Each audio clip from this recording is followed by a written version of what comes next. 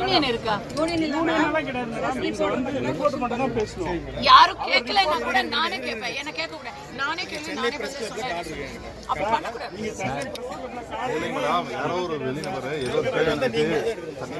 அது எனக்கு தெரியும். நான் பதில் சொல்றேன். நீங்க எடுக்காதீங்க கூட.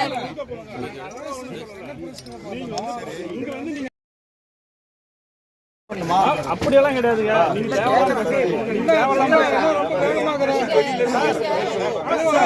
அவர் பேசுன வேணாம்னு சொல்ல மேடம் பேசும்போது குறுக்க அவர் பேசினார்னா நாங்க அதுக்காக நான் அவரை பேசாதீங்க சார். அதுதான் சார் நீங்க பர்சனலா விவாதம் ஆனா உங்களுடைய அப்ரோச் நீங்க கொஞ்சம் சாஃப்ட் பண்ணணும். நான் எப்படி பேசுறேன் நீங்க எப்படி பேசுறீங்க?